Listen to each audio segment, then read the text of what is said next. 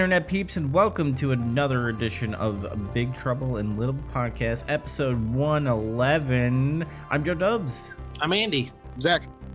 And here we are with more Bond, and we're having double Bonds tonight. We have a double feature since, life got in the way like usual, and we had to do a little scheduling around, and we did it. And now we are doing On Her Majesty's Secret Service and Diamonds Are Forever. Two different actors playing... Wait. Same Bond, two different actors. There you go. We're going to get into that. Before we do, what the hell you guys been playing, watching, or doing? And I'm going to start off with Zach. Mostly same stuff. Still reading Swamp Thing. Haven't watched any other movies or anything yet. I did beat Command & Conquer, and then I started playing Red Alert Command & Conquer. And that's kind of it. Short, sweet. Okay, cool. No wrestling, because wrestling's still dumb to you right now? Yeah, I still don't want to watch it. Gotcha. Andy, what about you?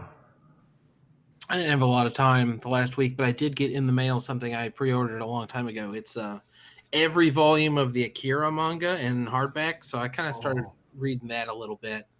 And I started playing Snatcher, and that's kind of it. And I watched these two movies. Yeah. Snatcher's great. I love that game. I watched you stream it, and it looked good. The audio was good. I need to work on the overlay for you.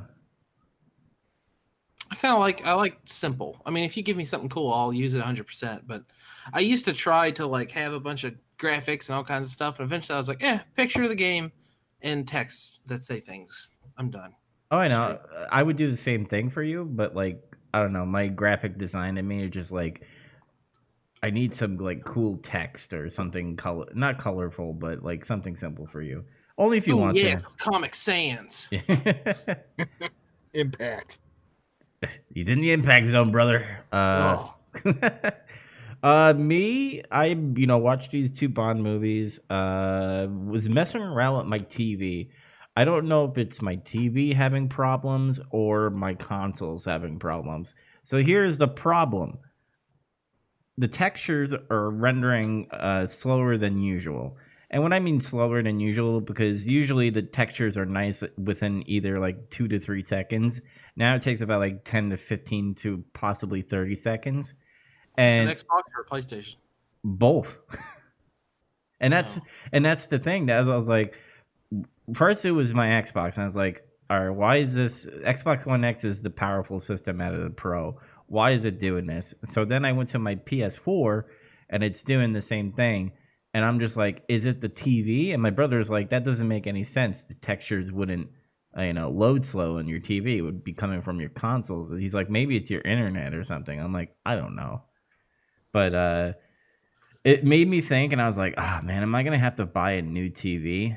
And while I was looking at my TV, there is one dead pixel in there, a little tiny one in the top left-hand corner. It's not too bad, but maybe it is going. I don't know. Fuck you, Vizio. Piece of shit TV. Here's some advice for you, and kind of a public announcement for everyone else. I don't know about the Xbox, but the PlayStation 4, you can defrag the hard drive, and it's a very good idea to do so. That might help, at least. Google it. It involves starting in safe mode, and then I think they call it rebuilding database, but it's basically a hard drive defrag, just like you do on your desktop. Mm-hmm. Set aside some time, because it is time consuming, but do that on your PlayStation every year or two. It helps a lot. I wonder, because it happened when I put on Warzone on my consoles. So I wonder if, because, it takes up pretty much majority of your fucking hard drive space. I was like, I'm going to download it on PlayStation 4, and I saw the download size. I was like, never mind, I'll play it on PC. Yeah, so I was like, maybe that's it. I don't know. I always find comfortable with a controller than keyboard and mouse. What else did I do? Nothing really gaming wise. I watched a little bit of wrestling. Yeah, it's still a little shaky. I don't know why they're building up Orange Cassidy. I feel like he's going to be getting a title soon, and it's annoying me. Did you hear about the big ratings drop that they took when they started that angle. Yeah, and now like Jericho's doing like he's being a sore loser by saying we don't want everybody, we just want the 18-year-olds and through to 49-year-olds. That's the demo. Now that he's called the demo god, which is funny, but yeah, I mean, I don't really know that much about all the ratings and all that stuff, but like they're trying to, them and Tony Khan are trying to say it's all about the demos. Back in the day, everybody just focused on the number, but it's really about the demographics. I'm like, but that sounds like something that you say when you're not like beating somebody and just raw numbers. Well, the thing with the WWE is like if you're just looking at demo now, then isn't the main roster WWE hitting their demo when it's just kids? I don't know. Like they tried to say some shit like they're like the audience that watches NXT is older. And then yeah, you're saying like the TV audience is mostly like younger. Yeah, who knows? But I don't know. I don't want to go deep into it because we do have a show that we'll eventually get back to. Someday. Getting some color. Hopefully wrestling will come back around. And what else did I do? I read more of the Resident Evil. I'm almost at the end. I'm a slow ass reader. I do apologize. Are you on the second book? Yeah, I just actually I have one more chapter of the first book, and then I'm going to start the second book. Oh, okay. Yep. And that's it, I believe. So I guess we'll get into On Her Majesty's Secret Service. So Andy, I'm going to let you take away with the intro of this movie. I always take away the Bond movies. Well, I mean, if you want me to like butcher everything, you know more than me about these Bond movies than I do. You saw the movie, same movie I did. No, okay. On Her Majesty's Secret Service is, I'm trying to remember exactly how it starts because Bond's driving and then this woman like passes him. Yeah, and then very aggressively kill himself or kill herself. Yeah, she's walking out into the ocean and just trying to drown herself. And then like a bunch of guys show up when he saves her. And then he just gets in a fight with them. He whips their asses. Yeah, he F5s a dude through like some bullshit. It was awesome. He also kneels on a guy's neck, and I was kind of like, ooh, you can't do that. Listen, he's licensed to kill, okay? Yeah, I mean, that's a good point. I mean, that's what that's for. We know that now. But anyway, these guys try to kill him, and then one of the coolest parts of the movie, though, is then him going to the casino and being like, who owns that red cougar outside? Oh, some chick. And he, like, saves her, because she, like, makes a bet, loses, and has no money. Yeah, it was a little weird seeing the beginning, because I'm just like, I was like, why is she going in the ocean? And then obviously we know why later on. But I gotta admit, the fighting scenes in these movies are way better than Sean Connery fighting scenes, I think. Yes. Yeah, in this one. Especially compared, I don't want to get ahead of ourselves, but especially compared to slow-ass old man fight scenes in Diamonds Are Forever. Yes. The difference between them is so jarring, because in this movie they're really good. I heard the phrase today, and I can't remember what it is. Something of movement, conscious of movement. It's how the editor and the filmmakers like show one thing to the next. And some of the old Bond movies don't have it that well, but they do. But it is really solid On Her Majesty's Secret Service. Like every time there's a fight, I understand every hit. I know what's going on. I know where the combatants are. And it's really exciting and quick-paced. And you feel the punches compared to, the Sean Connery fights and all that stuff. Mm-hmm. I feel like with the Sean Connery fights, it's like kind of watching WWE when they take the camera and they move it while, the hits are happening. This one, they do move it, but they do it from like different angles. Like, oh, he's going to do a roundhouse kick. Let's get it from the other angle. And it looks fucking nice. But that beginning scene where he like throws the black dude under the boat, or was it the other guy? It was one of the guys, but he like throws him under the boat to like keep him down.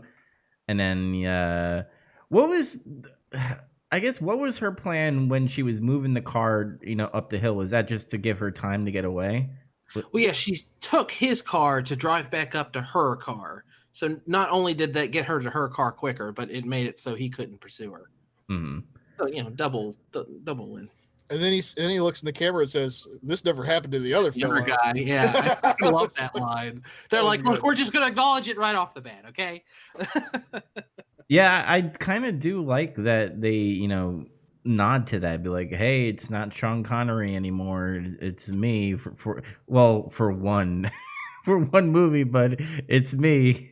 And We'll get into that later. It's implied heavily that it's the same Bond. Like he didn't, because there's been this kind of fan theory forever that James Bond is just a title that they're giving to different people, and that way all the Bond movies get to exist in the same universe. But there's a bunch of stuff, like Bond's got a vendetta against Blofeld specifically, and all this shit happened to Bond, so that's why it's like a personal thing. So it has to be the same Bond, which is kind of a shame. It is interesting that they bake in a reason for Blofeld's changes, though, is the plastic surgery. Of course, that's in the next movie more so, but they mention it in this one. He's like, "You got to do more than cutting your earlobes off to trick me, Blofeld." Something like that. He says. Yeah. I guess I kind of like the reason with Blofeld being, plastic surgery and stuff, but like having all different Blofeld actors kind of pissed me off a little bit, because I'm just like, why couldn't they just keep one dude? Is it contract wise or? Well, I don't know when, but Donald Pleasance probably his career. I mean, he did start doing a little better. I don't know. I mean, this guy's Kojak. They got Kojak now. I mean, I hate to say it. When I used to prefer Donald Pleasance, but in hindsight now, I think I like this guy better. Whatever's Telly something. And I know we're gonna be talking about this soon, but my favorite Blofeld is Charles Gray. Telly Savalas. That's his name.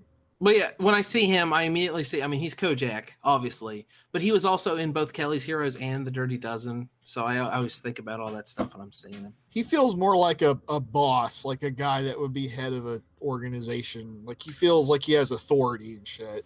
Donald Pleasance did a good job of like sitting in a chair and stroking a cat and speaking intimidating, but he doesn't have an intimidating presence like this guy does. Yeah, this guy does have that. Like when this guy points a gun at Bond, I feel more like Bond's in danger. When Donald Pleasance was around, it was more like Bond's only in danger because of other things happening to him. He's not threatened directly by Blofeld. Yeah, if he gets a hold of him, he's like, fucked. That's pretty much like what you thought. Yeah. Here's my thing with the Blofelds. Donald Pleasant, like you said, he doesn't really, what do you call it? By the way, DJ D-Fire, he does DJing, by the way.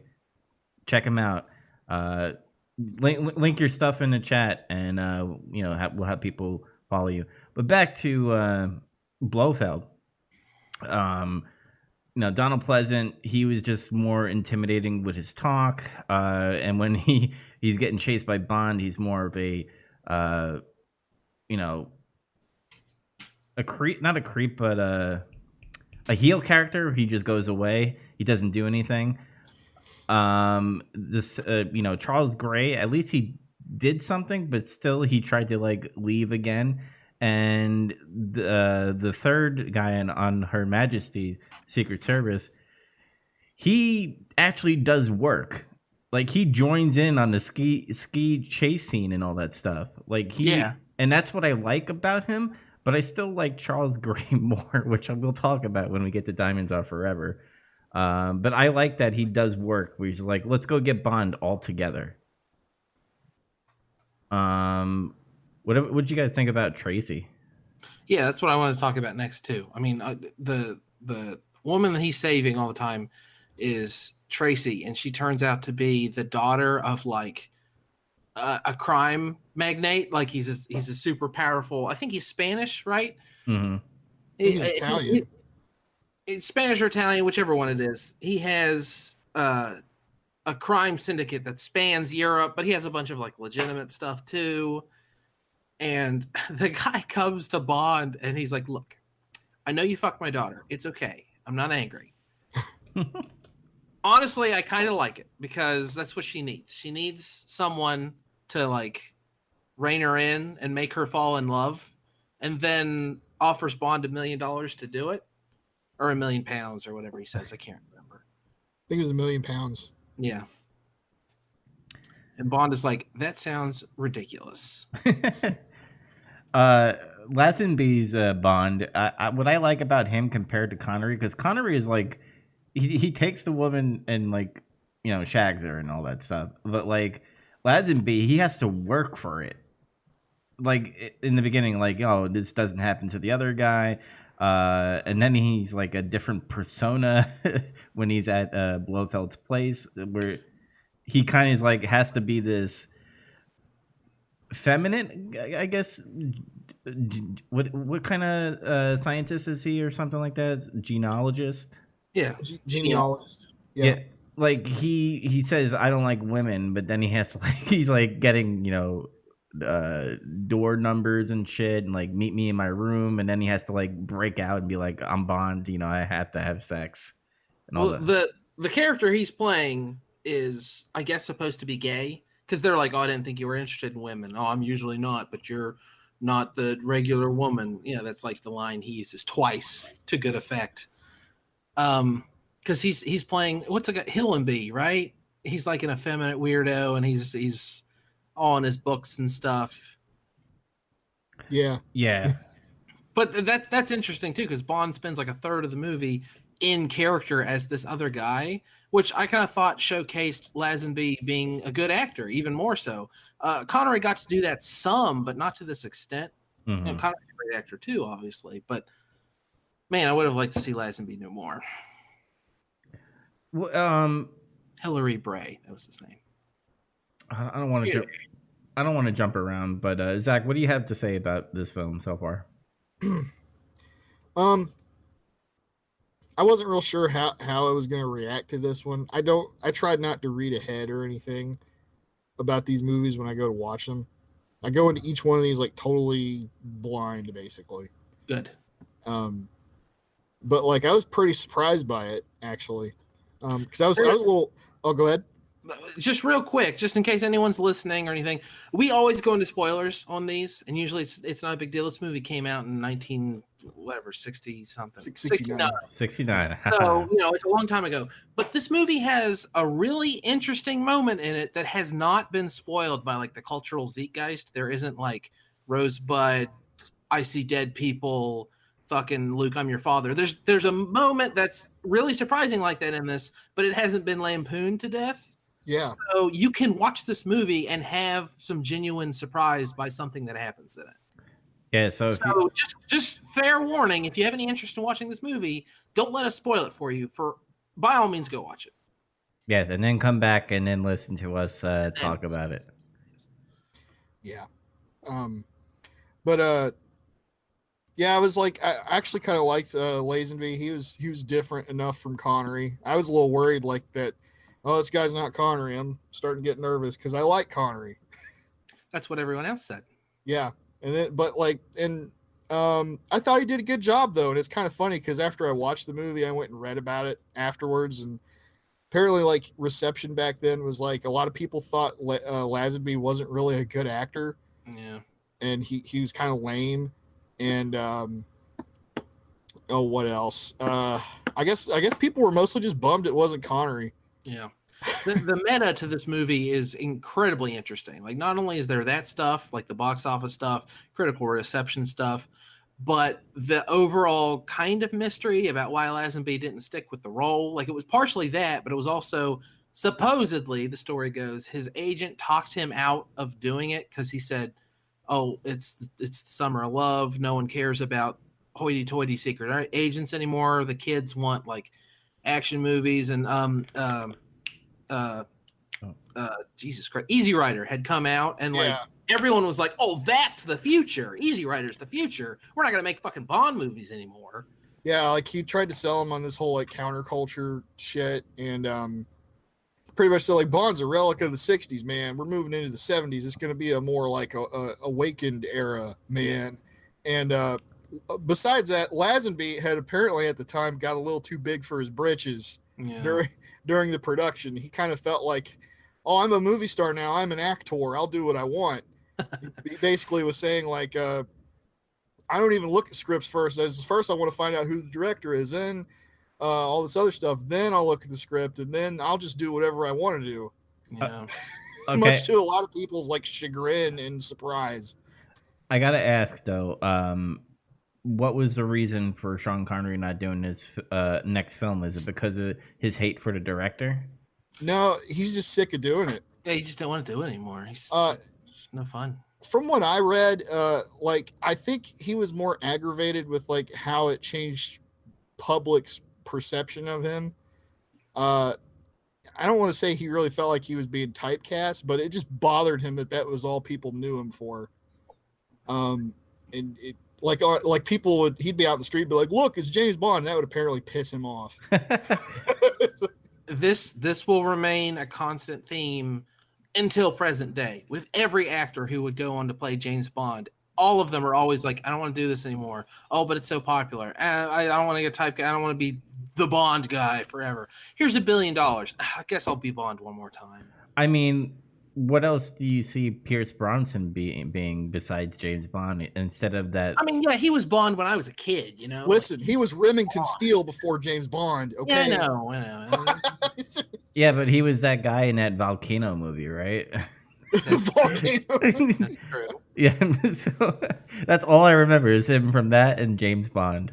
That's exactly what he was afraid of. He's just James Bond to everyone, and he was in, he's in all kinds of other stuff. He's a halfway pretty great actor, right? As far as I can remember. I mean, he's in Mars Attacks, and he's pretty good. Oh yeah, that film. Yes. I did a little reading ahead, like just about this stuff. Like I went to like the Bond wiki and I went and read about like what every actor thought about being Bond, like the behind the scenes shit. Uh-huh. It doesn't really spoil anything about the movies. And yeah, that was basically Connery's stance. Lazenby is basically what I said, except later on in life, he kind of was like, yeah, I was kind of full of myself. He like pretty much owns up to it. Yeah. Yeah. He's an interesting person in interviews and stuff too. Yeah. And then Moore, of course, was just like, I guess the easiest one. He was just like, I'm doing this. And he did it till a lot of people thought he was getting a little too old for it. I mean, he was 56 at the last movie. Yes. Roger Moore is the one person who has like slipped into the role and been like comfortable there, it seemed. Honestly, I know the least about Roger Moore outside of the movies. And it's partially because he's my least favorite Bond, but maybe that's a conversation for way down the road. Dalton seemed to want to approach it like kind of seriously and do like a real serious take. And yes, then he kind of that lawsuit thing happened and he was just like, that took too long. I'm done. Mm-hmm. It was kind of a shame because he had more Bond in him, but he just didn't get to do it. And then Brosnan wanted to do like 6 movies. And then for whatever reason, they just didn't want to use him anymore. It seemed like I think there's a little bit more to that because they started, I don't want to say like ruining the Bond franchise, but there was a lot of poor decisions made during the back end of the Brosnan era that, independent of him, that I think really affected his chances at being in more movies. Oh, they kind of like put the blame on his shoulders, so to speak. Sort of. It was not just that, but they were wanting to like, in the last movie, they wanted to make a spin-off and a bunch of other like stuff that doesn't really seem to go with the Bond stuff. And plus they were always doing the scripts that had nothing to do with what Ian Fleming had written. So there was more for them to mess up. And sometimes they used that to good effect and sometimes they did not at all. But again, this is now we are off in the weeds. Like, yeah, we're getting way ahead. On Her Majesty's Secret Service. On Her Majesty's Secret Service, just to bring everything back, is like us Bond hipsters. I'm talking about myself here. We like to say this is our favorite movie, and I did for a long time. And then I started thinking about it. I was like, From Russia with Love, Goldfinger, Skyfall, Casino Royale, maybe. I don't really go. But honestly, watching it again now, it's even better than I remember it being. Like, I really like this movie. The action's great. The story's interesting. I love the character stuff. Like, there's a Bond girl who has character development in this movie, sort of. And the ending is just, oh my God. God. You gotta sit there and think about the ending. Like, when it ends, you just let the credits roll and then kind of just sit there for a while and go, really? Really? A Bond movie has this kind of effect on me? This is a James Bond movie, and I have to sit here and think about this ending. Well, my thing. Also, real quick, one more aside. Again, I've read some of the Bond books, not many, only 5. This is like people will argue about what the best Bond movie is. A lot of people have their own favorite Bond or their own favorite Bond movie. Almost everyone agrees this is the best book. If there was one Bond book to read, it's on Her Majesty's Secret Service. And I have to say that this movie gets grounded again. What I mean by that, the Sean Connery films that we're watching in the later end of his career, they get a little wacky. And then this one, even though there were some little wacky scenes in here and there, but they were more of comedic fun compared to, like, I don't know, which we'll watch in a few minutes, like a space fucking vehicle chase scene. No, I've got a lot to say about that. Yeah. And like this one is like, oh, we're in Switzerland, we're in a mountain and shit. The only thing I have to say that was like, and this is just because it's in the 60s and how they did like special effects, but like when the avalanche happens, I just cracked up the whole time. It was good. Just where they ended up is like, you think it's a whole mountain, but like Blofeld is like, hey, go get the girl, and they just ski down like a couple of feet and grab her. I think there's a bit of a time jump there, maybe. Yeah, I don't know. Maybe it's like a bad cut. But god damn it, dude. And you heard me in the what do you call it? The Facebook chat where I was like, I hope fucking nothing happens to Tracy. I started laughing as soon as he wrote that. I wondered if maybe you hadn't like absorbed a spoiler, but you didn't remember the spoiler or something, because it's I don't know, but we might as well go ahead and talk about the ending, because a bunch of Blofeld's big scheme is he has Manchurian candidated a bunch of hot women to go like use this virus, and it's gonna like fuck up the chicken supply, fuck up the corn supply, fuck up the rice supply, like all over the world. And he's going to make the United Nations pay him $1 billion to get the antidote. And Bond's trying to foil him, and he tries to get away. And then the avalanche happens. And some other stuff happens. But we'll talk about the ending, and then we can double back a little bit.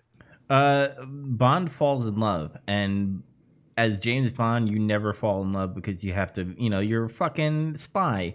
You don't have time to deal with women. You only have time to deal with women on a one-night stand. But he fell in... that's why it threw me for a loop when they were in the hay barn and all that stuff. And he's just like, I'm thinking about you. I love you. And I'm like, what the fuck is happening?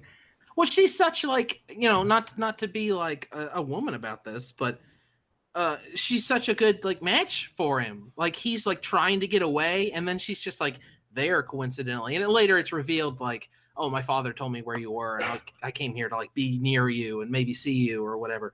But like she's driving the car in the getaway, and like she's the whole time they're on that racetrack, she's smiling, which is hilarious, because normally it's Bond who's driving and the woman's like, oh my god, oh, I'm so fragile, I'm a woman. But she's not. She's like, she's strong, she's a badass bitch. Yeah, Robin's racing rich. I fucking love that part, dude.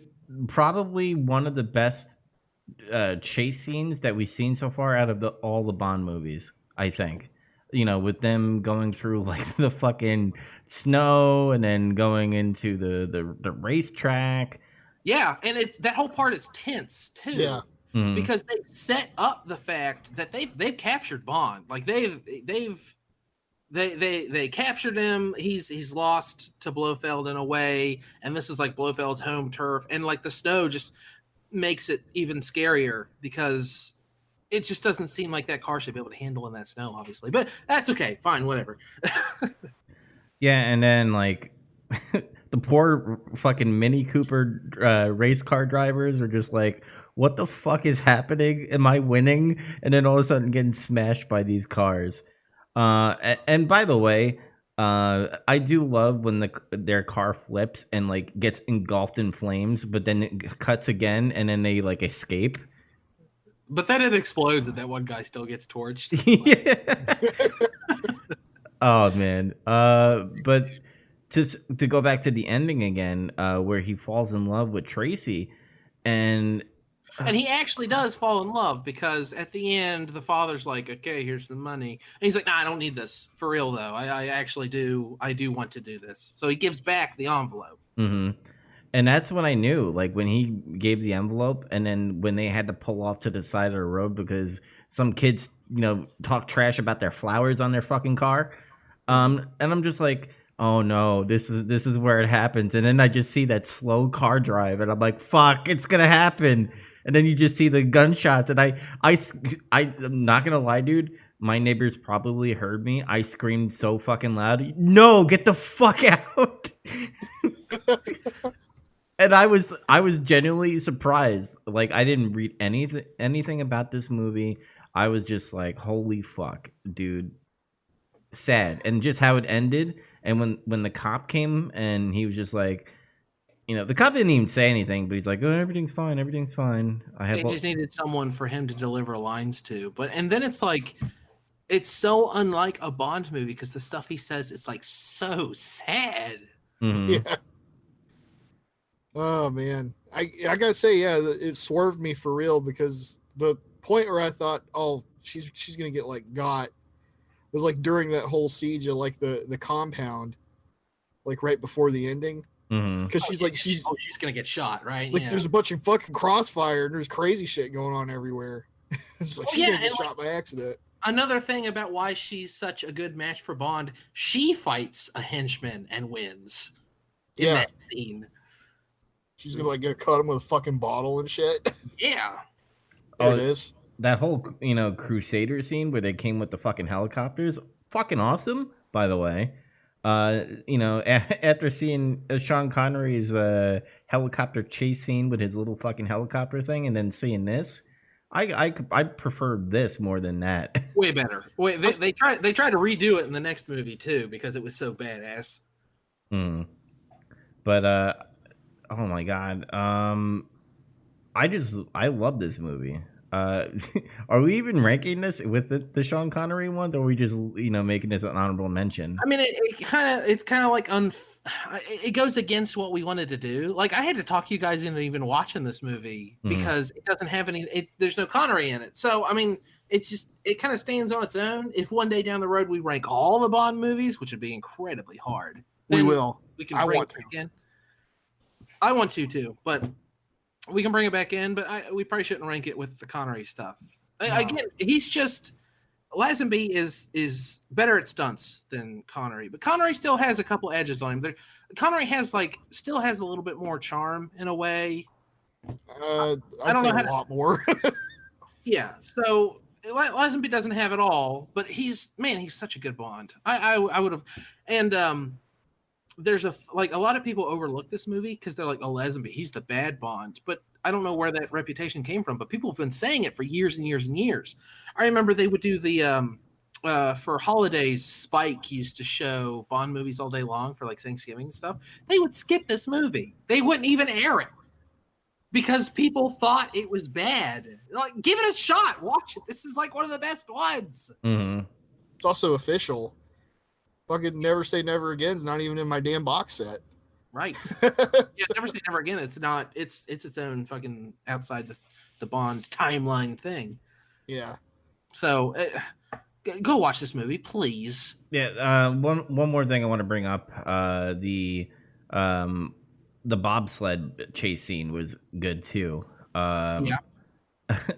The one thing I'll say about Lazenby is his jokes don't land really well because he kind of says it pretty low, especially like the part where you're like, I guess he's branching off, and like I'm just like, it doesn't land as well as like Sean Connery says it, because Sean Connery, I believe, has a little more charm than Lazenby does.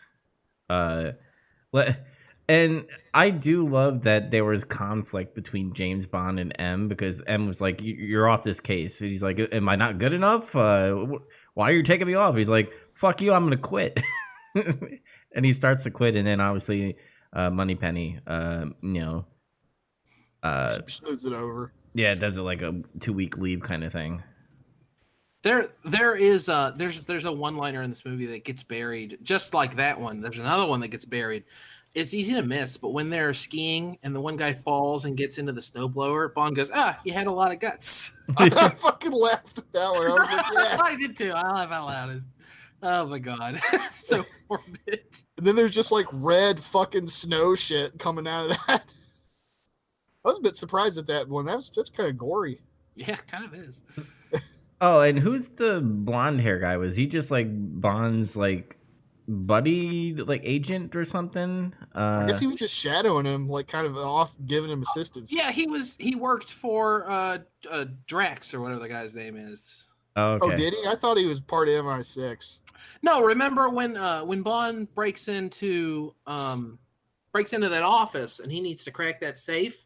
That's the guy who sends the equipment up in the crane. And if you look, the crane and all the construction equipment have Draco. That's it. Has Draco's name and logo on it. Yeah, you're right. Yeah, I forgot about that. So that's them telling you, hey, this is one of Draco's crime dudes. Mm-hmm. Yeah, I guess we're all gonna say this, but we all recommend On Her Majesty's Secret Service, right? Oh, way recommended. This one's great. This is the most criminally underlooked Bond movie. It's one of the most criminally underlooked movies. I've championed this movie for years. Please watch it. I'll say I like this one the best out of all of them I've seen so far. Yeah, and I kind of wish. I mean, obviously we were ranking Sean Connery, but if we were ranking this would probably be my number one pick out of everything so far. Wow, listen to you guys. You're turning into Bond hipsters. I guess we are going to go into Diamonds Are Forever. Well, now, okay, slow down a little bit. Sigh still. I mean, I stand by my sigh. But going into this movie, I wasn't as excited because I was like, oh man, on her Majesty's Secret Service is going to blow this movie out of the water, and talking about them back to back is going to kind of be unfair, and it still kind of is. But this movie surprised me. It was better than I remembered. It's no On Her Majesty's Secret Service, and it has a lot of parts I don't like. Yeah. Yeah, this movie's pretty fun. I guess it's okay. It's not bad. It's decent. There's just things about it that drag it down, particularly like how a third of the movie just has shit all to do with like what feels like James Bond shit, in my opinion. It's like this weird pseudo diamond heist shit, and you don't even know like why the fuck he's really doing, why he needs to be involved in this for a while. Yeah, they do a bad job of M's like, look, Blofeld's fucking dead. You killed him in the intro. So now we're going to get some real work out of you, I think is what he says. And basically, like, some asshole from De Beers or whatever comes to the government and says, oh, we're scared they're going to drop all these diamonds on the market and deflate prices or something. Like, it's bullshit. Like, it's stuff that I don't care about. And that makes it really hard to get invested in what Bond's doing. Yeah. Because I don't give a damn if diamonds are devalued. Who cares? They should be. Fuck diamonds. And it's like, what does this have to do with like matters of national security or fucking? Which Bond kind of questions himself too. World peace or like, there's this guy's an evil asshole. Stop him. Yeah. I mean, coincidentally, it does end up being good that Bond's involved. And there are parts of it that are interesting. I like seeing the different, like, it's the dentist in South Africa to this, the woman who goes to Holland, who goes to Tiffany, who goes to LA, who goes to I do like the whole stuff. Like they actually burn it in the what's the word I'm looking for? They burn it up and put it in the ash. That's clever. That's neat. But yeah, you're right. Like that whole part, it's kind of like, is Bond going to do some Bond stuff? Or yeah, I do like the fight on the elevator though. It's pretty cool. That's one of the fight scenes in this movie that work. Yeah, and that's the first half of the movie. I kind of felt like it had a little bit of Dr. No in it, probably because it's based off of the casino stuff and how he was. What was his name in it? Franks or something like that. He was going off of a different persona until he got made. He kind of assumed the identity of Peter Franks, a guy who was like a pro assassin / jewel thief or something. Mm-hmm. He didn't have fun with it though. He just was Bond, and people Yeah. thought he was Frank's. That was a bit disappointing. I did like the bit though, where like after he fights him and he kills him in the elevator, and then Tiffany's like, "Oh my god, what the hell!" Like, and then he like slips his ID into his pocket, Yeah. and then he's like, "Who is it?" It's like, "You just killed James Bond." And he's like, "Oh, that's who that is." Yeah, that's pretty fun. That's silly. Yeah, and you come from that, and then you go into like crazy shit, dealing with like the casino head guy, and then like this secret, like they had like space vehicles and all that stuff, and radioactive, and I just got lost in the whole like Mr. Kid and Mr. Wint thing, kind of like. I got lost in it. It was kind of like watching Spider-Man, The Amazing Spider-Man 3, or 2, I should say, when you have all these villains in one movie, and you're just like, all right, who the fuck is the bad guy? Who am I supposed to care about? This is the last shipment of diamonds that they need to complete their stupid satellite, which we don't know. So Mr. Wint and Mr. Kidd are tying up all the loose ends for Blofeld, which we don't know. So the first act is supposed to be like, oh, big mystery, what's going on? But you're right though, like it's easy to get lost. And looking back, I kind of get it, but I got to enjoy the first act when it's happening. I can't be enjoying it on the drive home from the theater. When I get it now. Oh. But as long as we're talking about it, can we talk about? You guys might hate him, but I don't. Mr. Wint, Mr. Kidd, hilarious characters. I love them. Yes. Every scene with them, it's like it's so thrilling. All their dialogue is great. All their like mannerisms are great. I love both of them. I've got kind of a love-hate relationship with them. Oh, Sometimes they're funny to me, and then it's like sometimes I'm just like, these guys just don't feel like they fit into this movie for some reason. It's partially on purpose, and a lot of people would consider it like kind of problematic because it's like, oh, they're super bad guys, but they're also gay. But I mean, I like to think that this goes along with. I've been arguing for a long time that all movies want to do is either make Disney's bad about this, make like a side character no one cares about gay. Oh, look, we're being inclusive, or gay is the only character trait the character has. Is that they're just gay. That's all they do. Kidd and Wint have that a little bit, but it's more like they're killers and also they're gay. Like it's like that's the side thing. They're gay people who have coincidentally become extremely good at being hitmen, I guess. It still sounds really shitty when I say it like that, but I don't know. I thought it was more interesting than just there being a character and that's their entire character. Ironically, they don't really beat you over the head with it as much as like what everybody does now. It's the first scene they're in, they hold hands, and that's kind of it. I thought they were just crazy at first. It wasn't until the scene on the plane where he's like, she's actually pretty attractive for a woman. Yeah, that's right. There it is. I was like, see, at first I thought they were just fucking nuts. And the other guy like looks at him like, what did you just fucking say? Yeah. Yeah. Also, weird. Who cares? But I remember being a kid. There are villains in Kids Next Door based on them. Isn't that weird? I just don't remember. Oh, I don't remember that. No, yeah, and the Cartoon Network kids show Kids Next Door, where they're like children spies or whatever. There's two villains, and they talk to each other just like Mr. Kidd and Mr. Wint. I want to get this out of the way because I think we're gonna have a lot to talk about. But a really, really fucking long, and they could have cut out probably half of like the chase scene, and it kind of gives a break in between, but it goes into like this, space mobile chase scene, which by the way, on how they were cutting, every last one of them were bad drivers, by the way, and how they cut to like them just like flipping their car or flipping their motorcycle, which by the way, dumb fucking motorcycles. Like big. We're talking about in the desert, right? Yeah.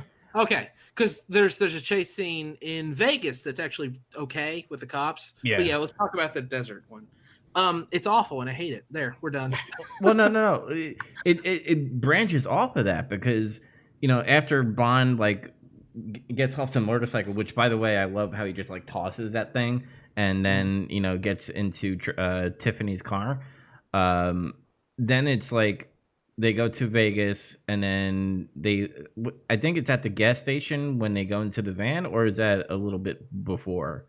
Because I know right after the space scene, that's when Blofeld and them or pretty much send the sheriffs after them. No, when Connery gets in the van, he sneaks in the van at the gas station. That's what leads into the whole moon buggy thing. And That's how he gets in there. Okay. Yeah.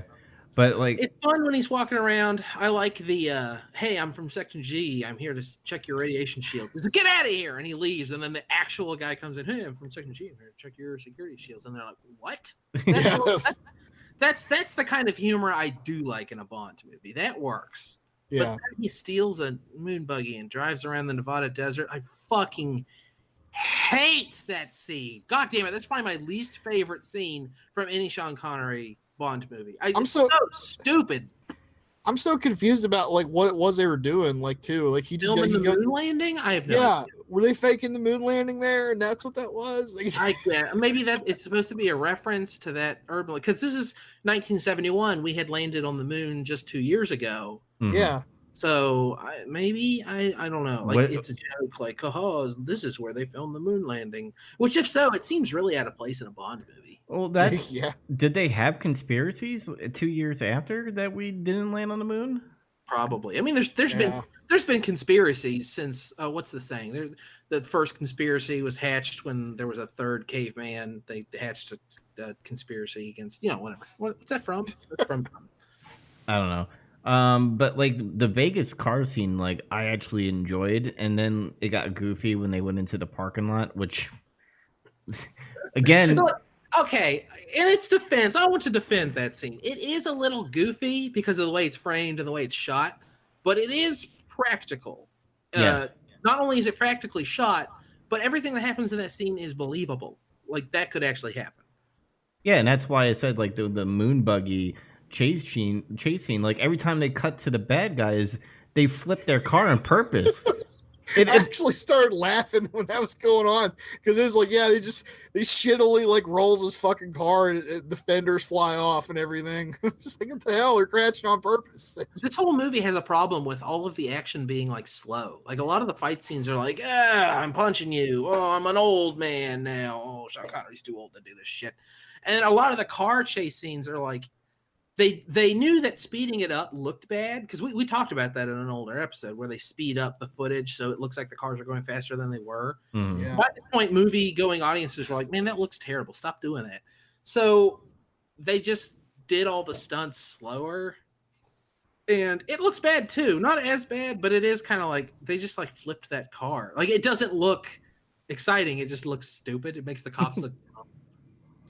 Yeah. Hey, I will say in Connery's defense real fast, he wasn't that old at this point. He just looks it. Yeah, he was like 40 or something when they were filming this. It's something about his hair. They like let his hair have some gray in it. Well, it's like, I mean, his face too. Like I noticed this, like obviously as I've been watching these movies, I'm like, he like aged kind of fast there in his late 30s. Maybe being blonde is like being the president. It makes you age super fast. I guess. I don't. Pierce Brosnan didn't age that quick. He only did 4 movies though. That's a good point. But yeah, and then I was when I was looking up all the other guys, I was like, Roger Morgan went into Bond pretty late. He was already in his 40s when he started. So, yeah. But I guess we could start talking about Blofeld. I just want to mention something interesting about this movie. At the end of the police chase, he puts the car. By the way, gorgeous car, the Mustang Mach 1. I fucking love that car. Oh yeah. Every scene that car is in, I'm like, oh man, I want that car. But he puts it up on 2 wheels so he can drive through that narrow thing. Oh yeah. And when they were shooting the stunts in Vegas, they shot that, and then they shot it coming out of the tunnel. But the guy who was shooting the other side of it was like the second unit director. So they did it the wrong way. The car goes in one way, but comes out the other way. So later they had to shoot that dumb shot of Tiffany and Bond in the car where it like shows her, and then like it tilts and you see him. It doesn't make any sense if you think about it for even half a second. You're like, wait, what happened? It's just something interesting about the movie because they spent all this money and time shooting these scenes, and then they left their own location shooting in Vegas, and the editor was like, what? You guys fucked up." So they had that insert. It's funny. It's something interesting about the movie. Well, I do like that part as well because the cop is like, "Oh, you did that? Let me try it," and then he fucking and then he gets fucking owned. Quick mention: Jimmy Dean's in this movie, so that got me hungry for some breakfast sandwiches. Because, by the way, with Jimmy Dean, like when he like imprisoned in his little fucking house thing or whatever, because he had like these two chicks guarding him. Yeah, they're like Blofeld's lady henchmen, I guess. Okay. Yeah.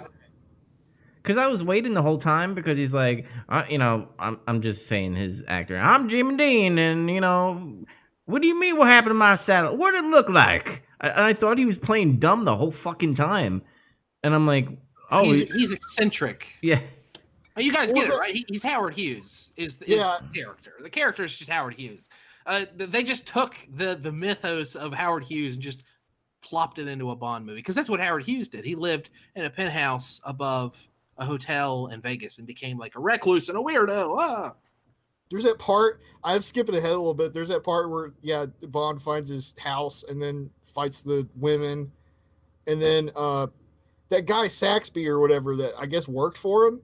He starts trying to shoot him, and they get in a firefight real quick, and he gets fucking shot, and he dies. And then Tell him he's fired. And then Bond just looks at him like, he's dead. I like that part. That's funny. Yeah, that made me laugh out loud. The part where he fights Bambi and Thumper, that's stupid. I don't like that fight scene at all. Bambi and Thumper, get out of here. Yeah, no, it's dumb, and it's not. I just didn't think it was an interesting fight scene. Like, I think it's boring. It was revenge for all of Sean Connery's toxic masculinity. I guess. But then But then at the end, he's like holding them both underwater by himself. And it's like, well, they were whipping his ass a second ago. What happened? When women get in water, it's like their weakness, That's why women don't like getting wet in pools. That's true. They don't. They're like cats. But it also shows he's stupid because he's like, give me 5 minutes to get up there and then 5 minutes to find Howard Hughes, whatever the character's actual name is. And if he had just let them come in with him, it would have been fine because they would have been like, I'm Bambi, I'm Thumper. And they would have tried to beat him up. And the CIA guys would have been like, bang, and they'd have been dead. Oh, well, that was 10 minutes we didn't have to waste. Yeah. Yeah, there was a lot of like things they could have cut out of this movie, and I would have been hella fine with. That scene and the moon vehicle chase scene, and we would have probably had like an hour and like 45 minutes at least. I think if they cut down some of that stuff in the beginning and maybe edit it a little better to where like it would be more clear like what the hell is happening in the beginning. Plastic surgery stuff. Yeah. And like if they cut 15 minutes out and did that, this would probably be a little bit better of a movie. Yeah. Even with the silly stuff in it. This movie is, like I said, it's better than I remember, but yeah, it's got a lot of like, this is like, I talked about this, it might've been the last episode, maybe 2 episodes ago, but we're going to start seeing progressively more and more silliness. Like this movie is an absolutely great bookend to go right into the Roger Moore years. Because we're going to see more of that. We're going to see more silly, for better or worse. Majesty's Secret Service was the last gasp of like real spy shit. Yes. What are you going to say, Zach? That's what I was going to ask next was, are we going to do Roger Moore later? Yeah, at some point. Yeah. Whenever the new Bond movie comes out, I think we should try to at least, get most of the Bonds done before we get to, the new one. Kind of like lead into it. So I was going to say, I'm kind of raring to go like watch the rest of these now. Like I'm all into it. So good. Yeah. I mean, I don't want to discourage you by saying they're silly. There's still a lot of fun movies. The next one, Live and Let Die. Oh my God. It's great. Like, honestly, I'm just like, I don't really know what to think, like going into the Roger Moore ones, because it's like, on one hand, I like kind of silly, schlocky kind of stuff. But like, on the other hand, I do like this stuff when it's a little bit more serious too. So I don't know what's going to happen. I mean, Yes, both itches will be scratched at different times. I'm going in with an open mind. I don't have anything against Roger Moore. I just know he's allegedly the silly guy. Yeah, I mean, he's my least favorite, but there's still a lot of extremely good movies coming up. Live and Let Die is great. Moonraker is a ton of fun. Man with the Golden Gun is so cool, and Christopher Lee's in it. So yeah, I was excited to see Christopher Lee. I'm looking forward to that. So yeah, I mean, there's still a ton to look forward to. This movie is a really good like intro to like where they're going, but it's not all bad. It's definitely not all bad. Oh, I gotta say, I loved the ending when like a kid and what was the other guy's name? I forget. Went and Kit. Yeah, where they like try to blow them up and kill them like on the boat. He sets one guy on fire and then ties a bomb to the other one. Wow. And they like, yeah, he very comedically, like, you know, ties him up and he's like, oh, and he fucking throws him off the boat and he explodes really bad. It's great. That's silly. Doesn't it made me laugh. I did laugh. Doesn't he, like Sean Connery says, caught him with, you know, with his tail between his legs or something like that? Ran out of here with his tail between his legs, something like that. Yeah. Let's talk about Blofeld real quick. What did you guys think of Charles Gray as Blofeld? I was confused. Like, I was just like, why they recast him again so quickly? Like, I feel like he's better than Pleasant, in my opinion. I liked how he was more evil and conniving compared to Pleasant. Pleasant, again, I felt the Dr. Evil stuff based off of Austin Powers, and I know that movie came out first before Austin Powers, but it still looks silly to me. But like Charles Gray with the hair and everything, and how he was doing the plastic surgery, and how he was like witty and like had that villain-esque where he was gonna get away in his little I guess power boat or whatever, that submarine thing that he was gonna do at the end. His bathing sphere. That was fucking funny when he was messing with him on the crane. He's like, down, damn you! What are you doing, you idiot? I roll my eyes at that scene, and I'll tell you guys why. When, up until that point, have you ever seen Bond enter a vehicle of any kind and not immediately know what to do? Yeah, I was confused. I was like, is he trying to fly a plane? He knows how to fly a helicopter, drive every car on the planet, motorcycles, crane. Oh, I don't know what to do. Because I'll play with the levers. Yeah, I wasn't sure if he was like fucking around like on purpose or like he made it seem like I don't know what I'm doing, like that. Like maybe it was supposed to be he was playing it up for comedy, maybe, but I don't know. That's the way it seemed like he was a little confused about what to do. But like M says at the beginning, it's relieving to find an expert that you aren't an expert in. So I got a question, the part where he switches the tapes, because he switches the tapes, right? And then he puts the tape in Tiffany's bikini thing. And then like she comes out and she's like, I switched the tapes like you told me to. He's like you put the original back into it. Yeah. And I'm like, but the bomb still hits their oil facility. How? Huh? Doesn't the like whatever missile hits the oil facility, like it still blows up, correct? Well, yeah, because he like smashes the joint up with the bathysphere. Oh, okay. Yeah. I thought like somehow, some way, like they somehow switched the missile there, or he put the tapes in again. I don't know. What missile? What are you talking about with the missile? I don't know. I remember some bomb happening or whatever. That's the satellite that like incinerates stuff from orbit. Yeah, I don't know. I got. Oh god, that thing was funny too. They showed the scene in China where it's like it's turning all red, then that dude starts running into frame. Yeah, the guy runs into frame on fire. It's like, whoa, settle down, diamonds are forever.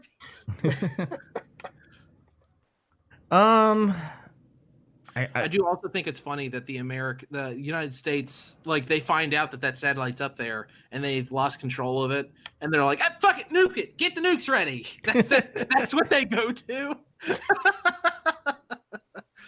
I thought it was Russia. And I like that Tiffany was kind of hard to get for Sean Connery as well. She was kind of, being an asshole, be like, oh, you can't get me. And then eventually he does get her.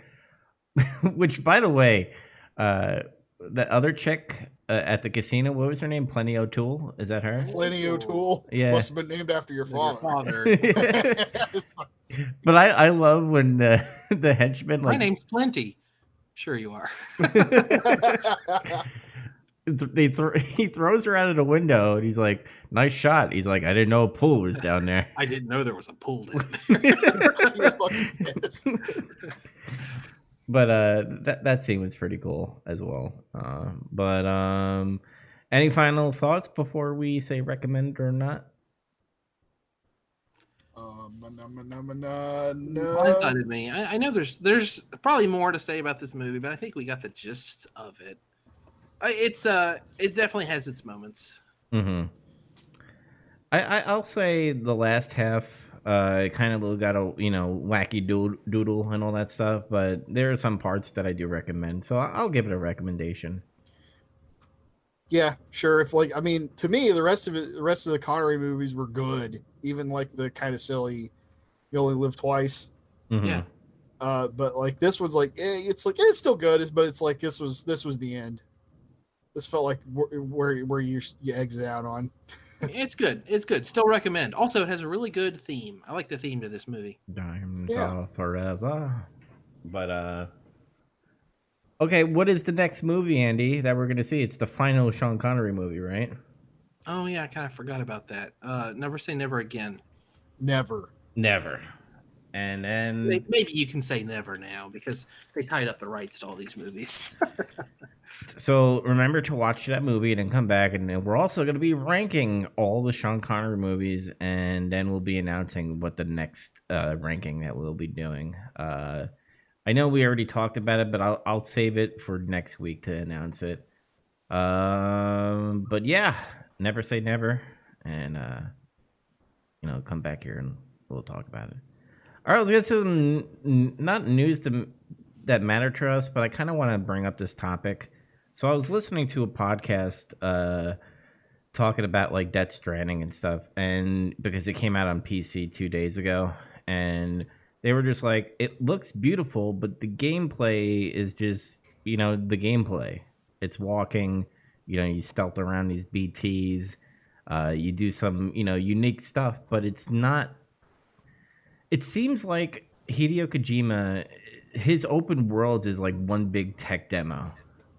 I feel like his linear games that he does make, like Metal Gear Solid, and then I think he produced that Castlevania game. Like, it was still linear, but it was still, they had their bosses, they had their storyline. With Death Stranding, it's like, and Metal Gear Solid 5, he gets lost in these big worlds. I got something to say about this. Okay.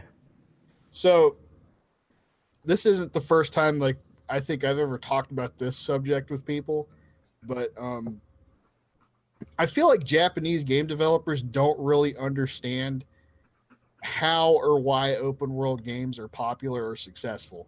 No, and they all want to make one. Every Japanese game developer wants to either make Call of Duty, Grand Theft Auto, or both. Yeah, and it's like every time they try to do an open world game, not every single time, because there's been exceptions to this. Like the Yakuza games are good. Oh yeah, they are. But that's what I was gonna say is, like, to me, the only really good game that really, to me, it was the game that actually kind of created it was Shenmue. Shenmue is like it. You can argue against it being open world. I think it is. It's just it has more of a narrow focus, I think. It's as open world as the first couple Yakuzas and stuff like that. Yeah. But look how what Hideo Kojima compared. He started doing like the not Kodak things anymore. He started doing like the video logs or like stuff that you have to read as far as lore. Probably to cut down on time on like voice acting and stuff as well.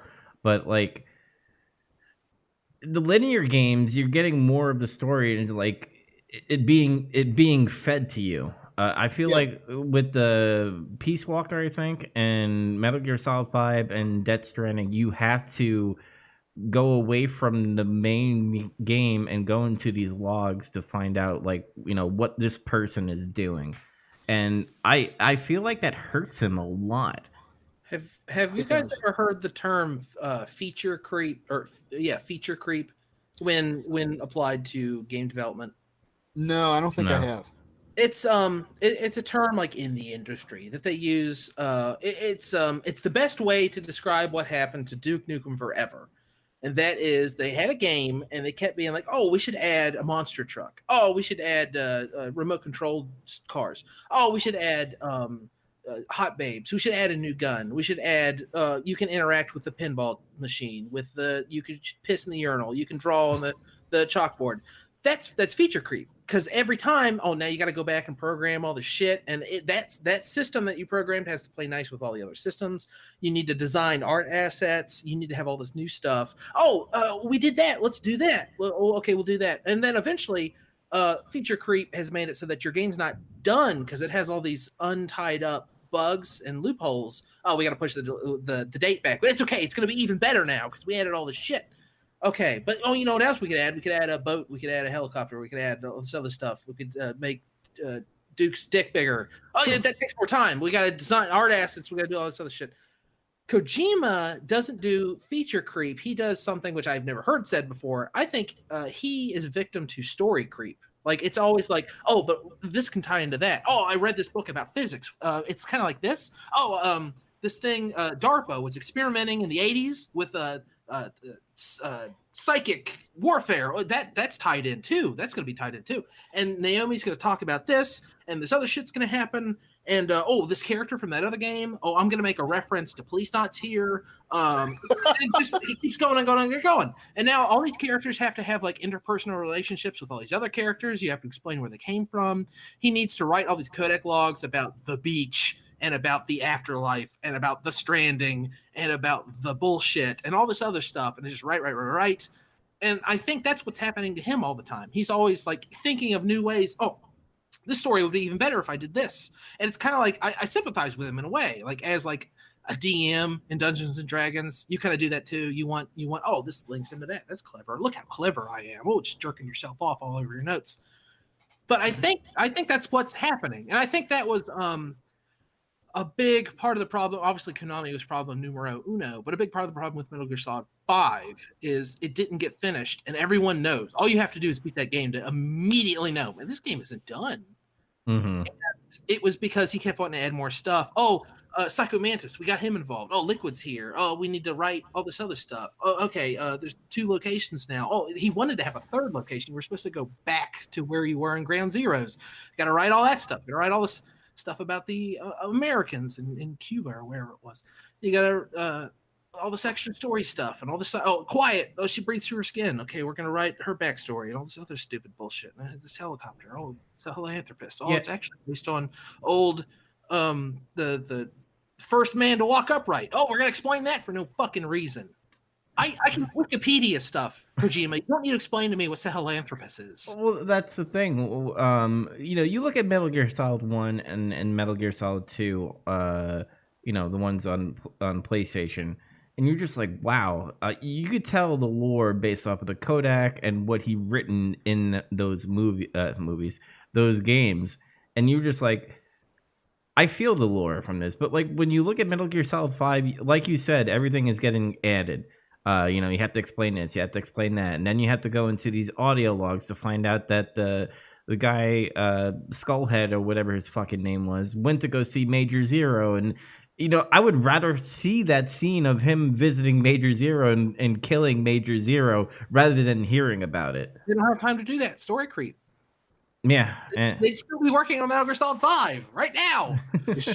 He suffers from both things. He suffers from that. It's true, especially because I've learned more about his previous time at Konami, how he used to have like co-writers that really worked for him or with him. And one of those people stepped away after Metal Gear Solid 3. And I think it shows when you find out that information. 110%. Yes. That guy kind of reined him in a little bit. It seems like. I don't remember the guy's name, unfortunately, right now. But also, Konami, and this is due to Kojima's influence, they changed the way that they were localizing the games around that point too. Oh. They got rid of their entire localization staff, and Kojima wanted to do as much of it like himself as he could. he like wanted to make sure stuff got translated his way. He wanted to make sure these story beats happened a certain way. But they had a really extremely competent team do Metal Gear Solids 1, 2, and 3. Mhm. So that's why parts of 4 are like, they just feel weird in Japanese in a way. Yeah. It feels weird in a way that like this American soldier wouldn't have been doing things specifically. But that's fine. Snake's a weirdo. It's fine. Mm-hmm. But yeah, cap that off. It's just, I think there's like a fundamental misunderstanding of like open world games in Japan. They don't really fully grasp, I think, how to do them, and instead it's like it has all of the bad elements of open world games are highlighted. They're heightened. Big wide open spaces where there's nothing to do. Yeah. And I truly think either Kojima needs to either go back to his old formula where he was doing good with Metal Gear Solid as far as linear, or at least make their open world somewhat enjoyable to play. Because when I think of open worlds he's been doing and having all these audio logs and like different missions to do, I'm like, wow, this kind of feels like an MMO. Especially Death Stranding, when you're just like, bring a pizza to me, and I'm just like, oh, I could do something like that on WoW, where I'm just bringing this item to somebody. Yeah. Bring me 8 pig butts. It's supposed to offer like some humor and some levity to what is otherwise like a really heavy game. Yeah. But it just wastes too much of my time. Like, I get it. I'm delivering a pizza, lol, that's funny. But it actually does take up a half hour of my goddamn time to schlep across this barren wasteland. Yeah. And now I got to keep the pizza like level, so I can't do a bunch of other stuff. I can't get it wet. Yeah, and that's a challenge, but come on. And then you got to go through mules, and then you have to go through BTs. We'll talk about like Death Stranding when you finally finish it. But my main gripe with that film, God, I keep on saying film because he makes Freudian slips. Might as well. Yeah, but like my main thing is like, his Metal Gear Solid games, they have different factions, and you felt like there's different bosses and stuff. With Death Stranding, is just like very vanilla, very generic. It's like, here's your BTs that are paranormal, here's your mules that are just like, I'm a pirate, I steal your shit. And then, the main bad guy that I don't know how far you're in, so I won't spoil it, that they do like a boss, and I'm just like, oh, that's all I'm gonna get?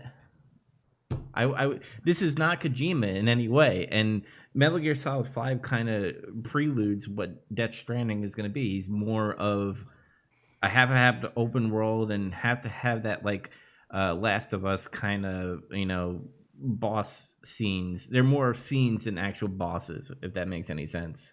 Do you guys think Metal Gear Solid 5 is a bad game?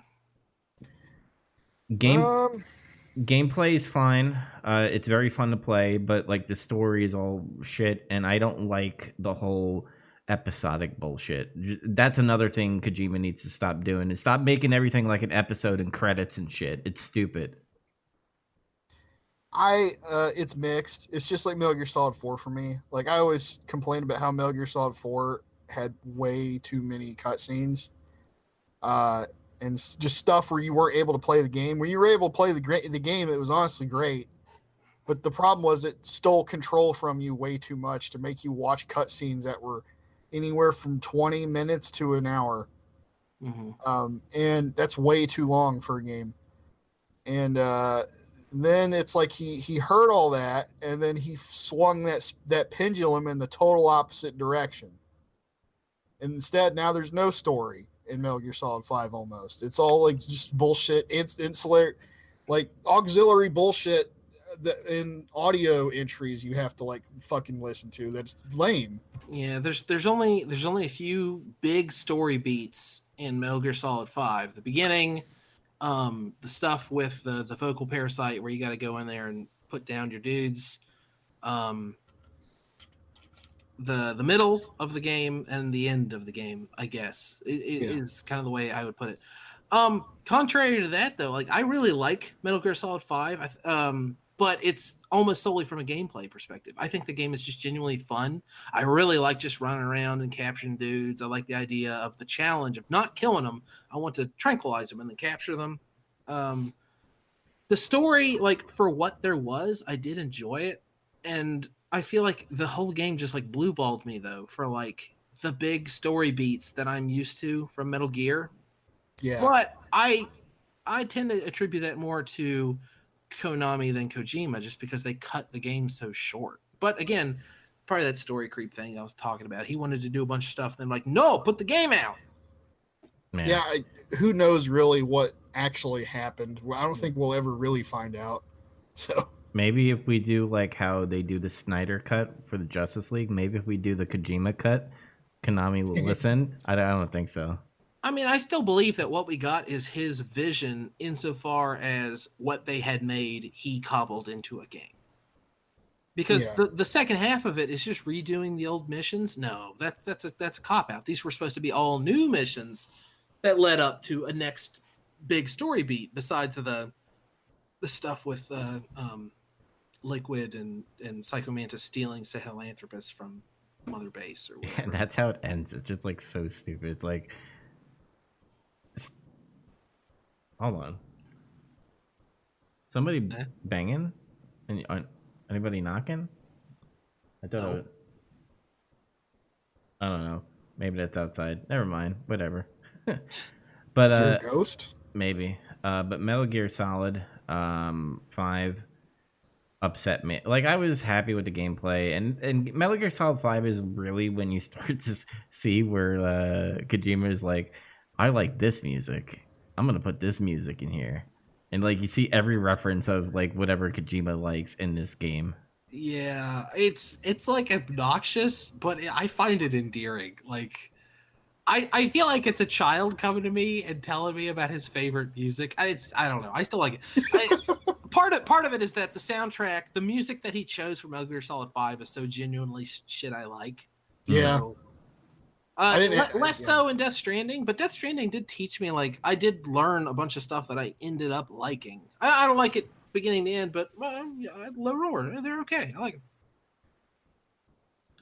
All right. Is that the ending of Kojima talk until we, get into Death Stranding talk later on? Oh, I'll never be done talking about Kojima. Never. What do you? By the way, there's still because. By the way, next Thursday is the Xbox thing, where they're going to be showing off all their games and their first party games, and we're going to get to see Halo Infinite, which I'm pretty excited about. But they're also talking about not releasing info on the digital version of the Xbox Series, that they're saving it for August because apparently Sony is doing an August event as well. Because they're doing this fucking hopscotch bullshit, like this leapfrog, where they're competing, which I love competition, but they should be releasing the info in July so that we could start pre-ordering and start, saving up for the shit. And they just keep on going, well, we're not going to give the prices and we're not going to tell you when it's coming out because nobody's speaking up first, which I believe that Xbox is going to do first. But anyway, there are people speculating that Death Stranding 2 is going to be announced in August, or his new horror game or whatever. I hope a new horror game rather than Death Stranding 2. Make something new. Yes. Yeah. Don't get sucked into this stupid sequel hole that you did with Metal Gear. Make new shit. Mm-hmm. And stop getting like these high-paying actors too. Like, just get good design, good voice actors. Get like Troy Baker and Nolan North again. You don't need to have like a Norman Reedus or like a Mads Mikkelsen and all that stuff. But they're best buddies. They hang out. They got Instagram photos together. Yeah, but I have a feeling Sony's like, we're not gonna pay these budgets, dude. Like, Death Stranding kind of passed by on sales, and now they're getting more sales based off of PC. But I don't think Sony's gonna be like, okay, we're just gonna spend $1 million so you could have your friends be in your game. Does anybody actually know what the budget was for that game? Probably a lot, based off of Norman Reedus and The Walking Dead and Mads Mikkelsen and Léa Seydoux, and the Bionic Woman, whatever her name is. I forgot her name. They licensed all that music too. Yeah, and I don't know. we'll see what happens. I just want to know the prices of the consoles and fucking when it's coming out so that I could start saving my money. To my knowledge, due to the way that business is done in Japan, I don't think the details of this are available. However, something interesting to note is that when Sony scooped up Kojima, oh, you're going to make a game for us. You're going to be a second party developer for us, bitch. There would have been a contract signed, and we don't know what that contract says. It could have been, I get to make 3 games, I get to do whatever I want, and you're going to give me a badass budget for all 3 of them, or I walk. So it's possible we're going to see more of the same big old bullshit. But maybe he learned his lessons. Maybe the next game's going to be more thrilling. Maybe he's going to use the talent a little bit more efficiently. Or maybe the contract just said, you got to make games for us. The terms are all ours. We bought you a studio. Fuck you. Which I just wish he could make games for. I wish he had more control. I wish he wasn't under Sony. And this is just my own personal thing. But man, he would do so much fun and kooky bullshit with all the stuff on the Switch. It'd be silly. I want to see it so bad. Which, by the way, Deadly Premonition 2 came out, and I have to play Deadly Premonition 1. So yeah, I saw that. Yeah. Oh God. All right, guys. I think we're gonna end it here. If you want to catch more Big Trouble Little Podcast, make sure you go to Spotify, Apple Podcasts, Stitcher, and search for Nerd Review Network. You can catch all our episodes on twitch.tv/JoeDubs35. Andy, do you want to mention what we're gonna be doing next Friday? Yeah, we're gonna shoot a new show. The rules of the show will be revealed then. Yes, a show with rules. But come Friday the 24th, we're going to record the episode 0 of Accelerated Gamer. So stay tuned for that. Yep. And what about your streams? Where do you stream at? I stream at twitch.tv/the cliche mustache. I streamed there today. I usually stream about an hour of Snatcher every other day, every 3 days or so. Sweet. Zach, what about you? Where do you stream? YouTube, Zork Streams. You got any plans in the future on what you're going to be streaming? Is it Snatcher? I don't think I'm going to stream Snatcher, actually. I think I'm just going to capture it for my own use. Okay. It's not really a game that's conducive to streaming, in my opinion. Oh, yeah, it's super, I don't want to, dissuade people from coming to watch, but it's kind of boring to watch because I got to sit there and read.